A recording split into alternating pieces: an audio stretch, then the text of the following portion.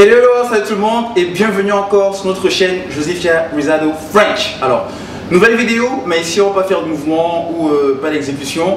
On va juste, je voudrais juste partager avec vous les différents équipements qui pour moi sont nécessaires pour un bon entraînement, que ce soit à la maison ou même à la salle de sport. Et donc ça va aller très vite. Donc premièrement, l'habillement. Qu'est-ce que dont j'ai besoin pour me couvrir le torse et me couvrir le bas du torse? Eh bien, un t-shirt comme ça, idéalement démembré quand c'est en période de, on va dire, d'été où il fait un peu chaud. Mais sinon en hiver, un t-shirt normal quoi. Maintenant la matière pour moi va être importante dans la mesure aussi c'est un t-shirt qui est en coton, et bien en été on a tendance à plus transpirer, ou alors en fonction du type de mouvement qu'on fait qui demande une certaine intensité, et là on va beaucoup transpirer, et si on transpire beaucoup, le fait d'avoir un t-shirt en coton, et bien ça va coller à la peau et c'est souvent fort désagréable, et ça peut aussi empiéter sur votre attitude ou bien votre performance in fine quand vous faites l'exercice. Donc un t-shirt idéalement en polyester comme ça, que ce soit longue manche ou démembré, ça c'est à vous de voir. Le second point pour moi qui est important, c'est un short. Le short, il peut être aussi en polyester, en nylon ou même en coton. Là on va moins transpirer parce que généralement même si on travaille les cuisses ou bien les jambes ou les mollets, on ne transpire pas autant. Par exemple si on fait un deadlift, on ne transpire pas autant que si on fait du cardio par exemple, ou un circuit en fit training. Vous voyez? Donc t-shirt, après c'est à vous de définir la longueur, la matière, etc., etc. Le troisième point qui pour moi est important, vous le voyez, ce sont les gants. Alors, pourquoi moi je porte des gants quand je fais mes exercices? Premièrement, c'est pour protéger mes doigts. Parce qu'en fait, vous voyez, les haltères qu'on utilise, ou bien une barre de fer qu'on peut lever en salle de sport, ou même à la maison, que ce soit si on veut faire des tractions, ou alors si on veut faire des bicep curls, etc., etc., on va utiliser des haltères ou bien des équipements qui sont en fer. Et bien ça peut irriter, c'est le cas pour moi, ça a souvent tendance à irriter mes mains, notamment là au niveau des bas de doigts, j'ai souvent des ampoules, et c'est pour ça que je me suis procuré une paire de gants. Voilà, ça a coûté 9 € ou 10 € je sais plus, chez Decathlon Sport Direct. C'est vrai que c'est pas top en termes de qualité, parce que si vous pouvez voir là, vous allez voir qu'il y a des petites fissures.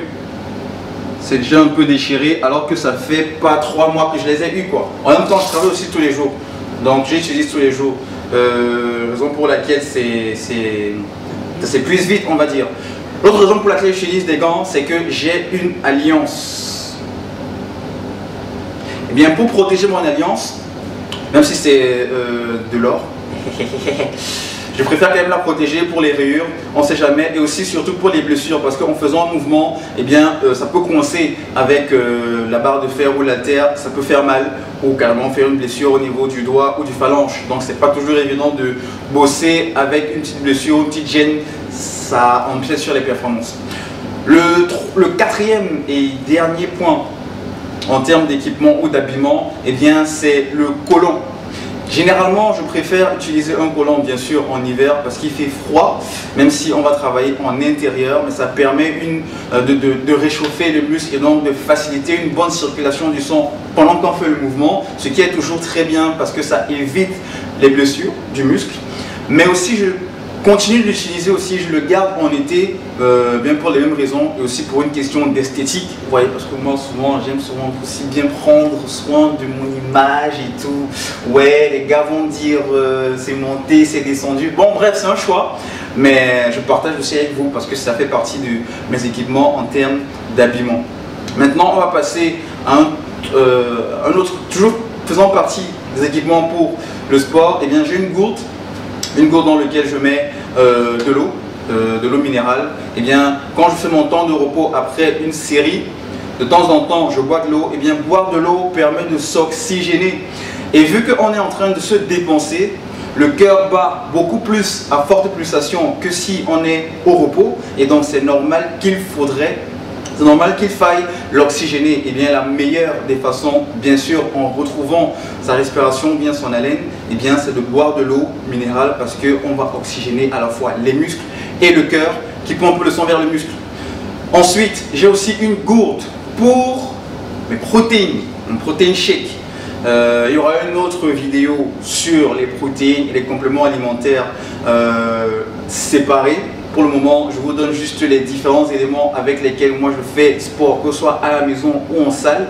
Et donc la gourde de protéines shake fait partie de ces équipements-là. Donc je mets mes protéines dedans, hein, voilà, et puis je prends du lait.